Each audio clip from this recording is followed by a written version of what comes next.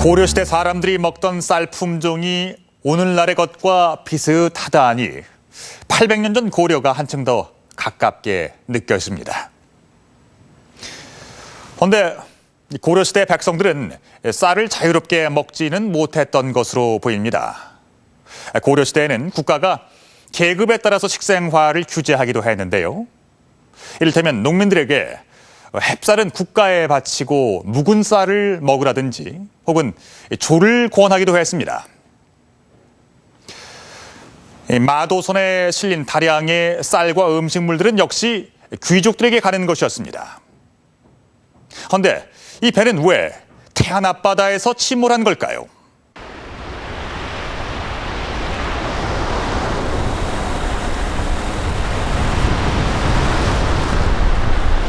발굴을 시작한 지 4개월 만에 마도 2호의 선체 인양 작업이 시작됐다. 잠깐만요.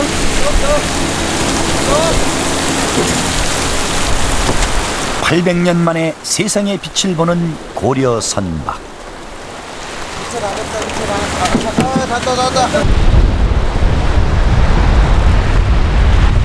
배의 밑바닥을 이루는 부재 하나의 너비가 35cm에 이를 정도로 견고한 목재로 지어졌음이 확인됐다.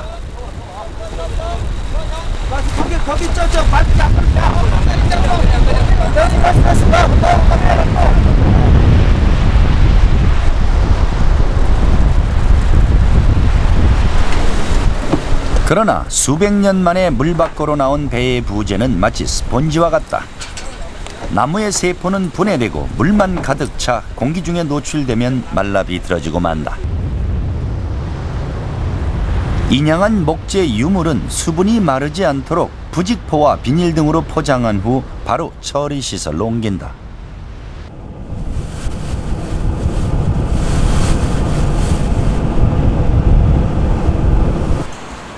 (2009년에) 발굴된 마도 1호는 현재 물에 담가 소금기를 빼고 있는 중이다.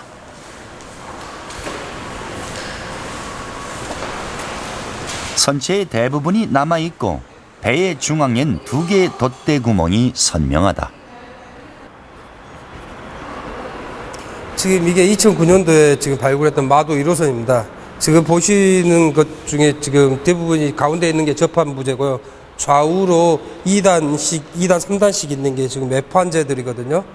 근데 다른 선박들보다 이게 지금 이 부재들이 굉장히 두껍고요.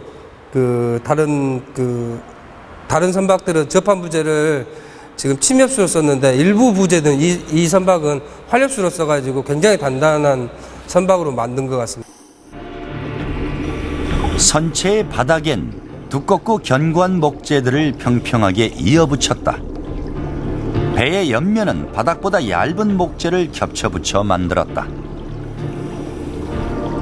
연결 부위엔 나무못을 쓰고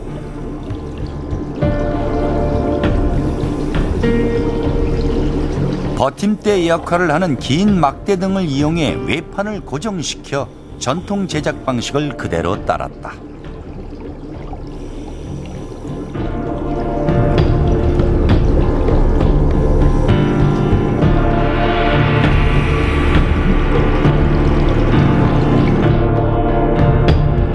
남아있는 부재들을 근거로 마도선을 복원했다. 마도선은 한 개의 돛을 단 전형적인 고려배로 바닥이 평평한 평저선이었다.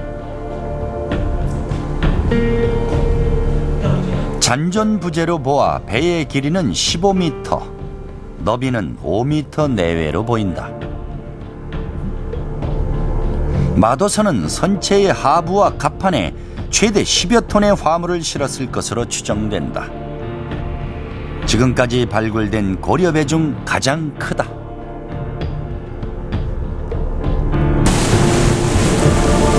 평저선은 수심이 얕아도 밑바닥이 걸리지 않아 조수간만의 차가 큰 가까운 바다를 항해하는 데 유리하다.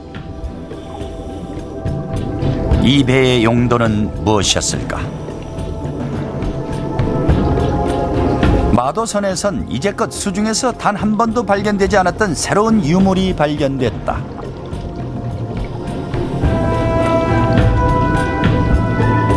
검은 빛깔을 띠는 단단한 암석. 그것은 석탄이었다. 석탄에 대한 기록은 고려사 어디에서도 발견되지 않는다. 문헌에도 전하지 않는 석탄을 상당량 선적하고 있었던 마도선. 고려시대 광물은 국가가 철저하게 관리하는 품목이었다. 이제 놀라웠던 게 사실은 이 석탄이에요. 석탄을 우리가 언제부터 사용했을까? 문헌 기록에 거의 없습니다. 그러니까 조선 왕조실록에는 이제 석탄과 관련된 내용들이 나오지만 고려사에도 이 석탄에 관련된 내용은 없어요. 그래서 실제로 근데 이 석탄이 연료로 뗐을 것 같은데 배 위에서 사용한 것 같지는 않고 배 위에서 사용했다고 하기에는 양이 너무 많아요. 그래서 아마도 그 별공품으로 이 남쪽에서 나오는 석탄을 별공품으로 해서 이 서울로 가지고 올라가지 않았겠느냐 그런 생각을 해봅니다.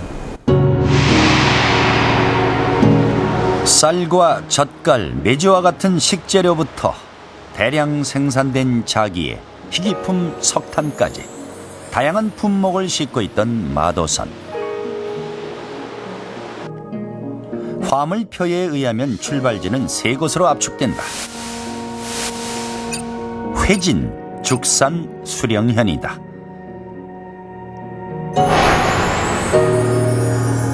이 세 지역은 현재 전라남도 지역으로 죽산은 해남, 수령은 장흥, 회진은 나주 지역에 해당한다. 옛 죽산현이 있던 해남. 지금은 대규모 간척 사업으로 농지가 됐지만 과거 이곳은 항구였다. 공세포라는 이름이 남아있는 이곳엔 우물이 있다. 항구에 온 선원들이 이용하던 우물이다. 지금 죽산현과 가장 가까운 폭으로 볼 수가 있는데 공세포라고 그랬습니다. 공세포라고 그러는데 여기는 지금 공세포 그 뱃사람들이 그 항해 중에 꼭 제일 필요한 게 식량하고 물인데 그 물을 여기에서 퍼가지고 간 그런 셈입니다. 화물표에 드러난 세 지역엔 공통점이 있다. 거기서 이제 물길이 마을까지 들어오고 좋은 선들이 특히 출발할 때는 출발할 때마다 제사지. 인근엔 곡창지대가 있었다.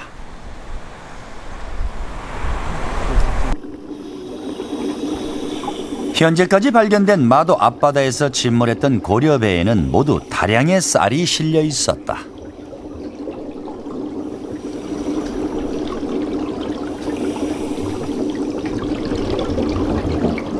선원들의 식량이나 단순한 화물로 보기엔 양이 많은 상황.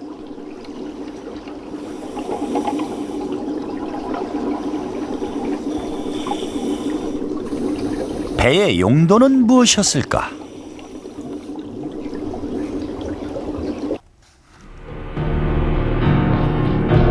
곡창지대를 끼고 있는 출발지를 고려해 볼 때 마도선은 조창에 모인 세곡을 개경에 전달하던 공적인 성격의 운반선이었을 가능성이 높다. 그런데 이상한 점이 있다. 국가에서 운영한 운반선이라면 수신지가 관청이어야 하는데 개인이다.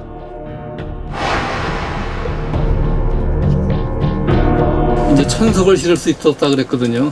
그런데 지금 이 마도선 같은 경우는 길이가 10m 정도고 그다음에 바닥도 평평한 이제 평제선이거든요. 그렇기 때문에 이거는 전기 좋은 선으로 보기는 어려울 것 같고 단지 이 조창에는 이 고려사에서 설명하고 있는 큰 배, 이 초마선 외에도 조그만 배들이 분명히 있었을 것이고 그리고 그런 것은 이제 비정기적으로 나오는 그런 곡물, 세금 같은 것이나 아니면 이런 관리들에게 보내는 선물이나 뭐 이런 것들은 그런 작은 배를 이용했을 가능성이 있겠죠.